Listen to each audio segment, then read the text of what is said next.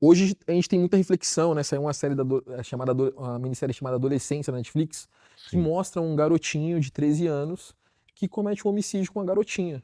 E quando esse menino ele vai parar numa cadeia, os pais ficam, cara, não, meu filho tá falando a verdade, ele não fez nada com ninguém. Eu conheço meu filho. E depois ele descobre que fez, né? O filho realmente fez aquilo que ele nem imaginava que o filho poderia fazer.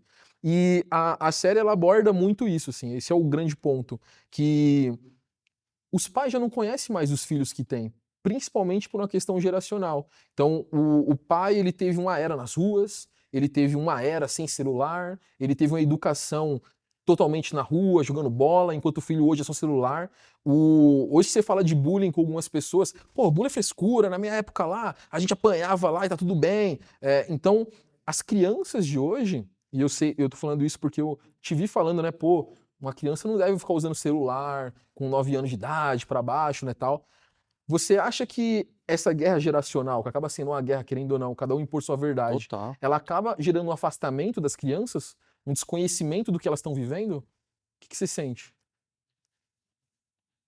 Olha, isso é um debate, recente, né, Sim. sabe. Eu costumo dizer que até 2000, 2003 eu conhecia todos os grupos de rap do Brasil.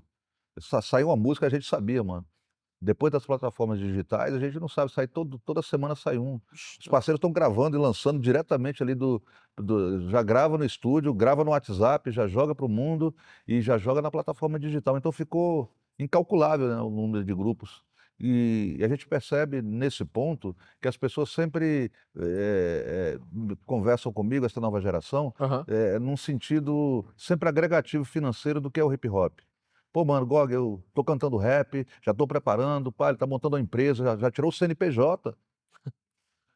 Já, sabe, Gog, eu sou MEI, mas vou montar outra uma empresa, porque a nota fiscal, já passou do limite.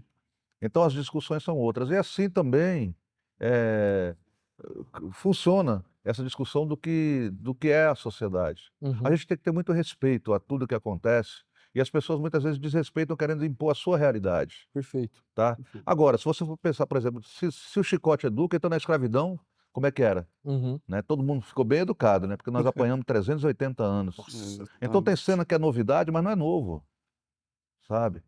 Eu acho que apanhar, mano, apanhar é difícil para nós. Uhum. A tortura, ela realmente ela machuca, mas ela traz trauma também. Agora, quando eu vejo eu tenho 2 netinhos, o Samuel, de 8 anos, e o Heitor que está com 1 ano e 8 Olha meses. isso. E eles são a geração, mano, que papel e caneta para eles é coisa estranha, Aham. sabe. É nesse ponto eu acho que a escola tem que trazer, o seu apoio, porque tem que, acredito que nas escolas de São Paulo agora, Brasília não sei o caso, mas eu conversando nas escolas, eles me falaram que o celular está proibido É, Sim. no horário de escola. Então quer dizer, tem que ter hora para tudo, irmão. Uhum. uhum.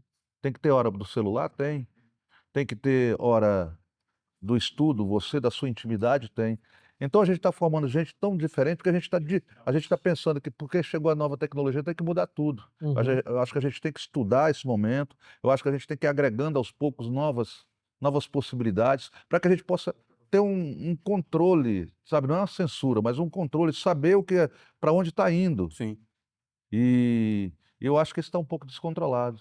Eu acho total. que está tendo uma divisão no sentido, mano, você está certo, e você está errado, eu estou certo, então quer dizer, mas é o seguinte, já que você acha que você está certo, fica com a sua certeza, eu fico com a minha, já é. E é isso que é o respeito. E respeito não é isso, né?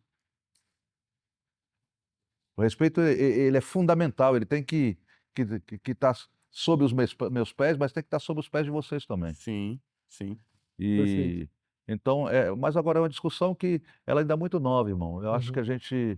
você vê que drogas que são ilícitas hoje, durante muito tempo, eles foram receitados nos consultórios médicos, né, mano? Durante 70 anos, drogas alucinógenas foram colocadas, e tanto que a drogaria, droga é aceita até hoje, Uhum. e ninguém discute isso. Drogaria, em vez de acabar, virou supermercado. Hum. Perfeito. É, eu acho que também tem desses sintomas novos, o Gog, você falou sobre o público ser parte da indústria. O público é uma parte Ah, sim. do coletivo, né? do que compõe. Mas também por conta dessas novas tecnologias e plataformas, o público talvez tenha se tornado a parte não mais importante, mas determinante para um sucesso de alguém. Porque hoje, para a maioria, o sucesso é a quantidade de views que você tem, não o respeito que você trabalhou bem aqui e falou hoje. Mas ele traz um ponto também, que é, antigamente, você falou, inclusive, pô, mas por que que a Sony, por que que tal gravadora não fez isso, ou Warner, por que que a tal gravadora não investiu em mim? Hoje em dia, tentando trazer um ponto positivo para isso, você não acha que aproveitar bem essa onda de público é um cara que nasce na plataforma digital hoje, ele consegue crescer e ser um rapper, tem vários inclusive, músico, um rapper, sem nem ter música. O cara tem um monte de seguidor e ele virou qualquer coisa da vida. Mas, por ele ter uma quantidade X de seguidores aqui, ele se torna praticamente uma gravadora. Porque antes você buscava as gravadoras porque ela te dava público, ela te distribuía. Hoje em dia, você já consegue distribuir de maneira independente, o que te deixa mais livre para você tomar suas próprias decisões como carreira. Uhum. Você também não acha que esse é um ponto positivo, talvez mal utilizado, mas é um recurso que hoje o MC tem para poder ser independente de uma gravadora? Olha, eu estou lendo um livro do Alexandre Azeredo, Uhum, que ele faz em parceria com o Nicolas, eu esqueci o sobrenome do Nicolas agora. uhum.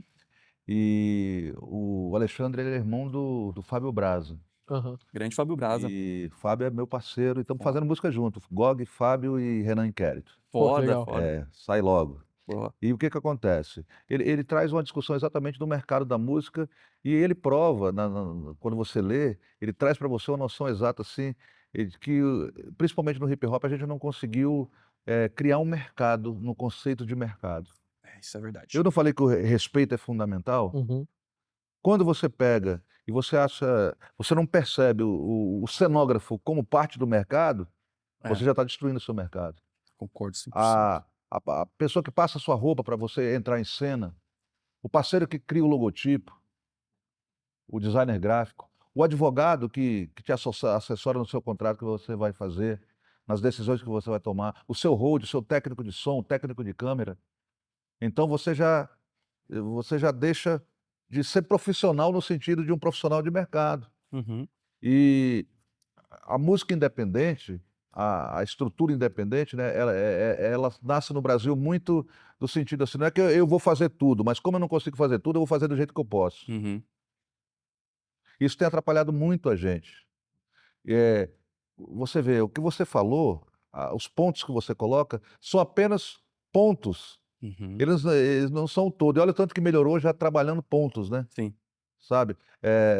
O Emicida. O Emicida ele soube, ele e o Fiote souberam trabalhar e perceber, né, mano, e crescer. A primeira coisa quando ele canta com Elza Soares, quando ele conta com os gigantes da MPB, não é vaidade, é estratégia. É estratégia para falar: "Mano, vai ter portfólio, nós tem história, nós pode entregar nosso currículo em qualquer lugar que a gente vai ser aprovado, mesmo sendo independente. Vamos trazer mais gente da quebrada para cá, porque a quebrada tem que saber que nós emprega gente nossa". Então isso é uma estratégia. Uhum. Total. Aí sim eu falo: "Mano, a favela, ela tá num caminho de vencer o bagulho". E esse Foda. prazo de validade não é o prazo de validade que eu falei lá. Uhum.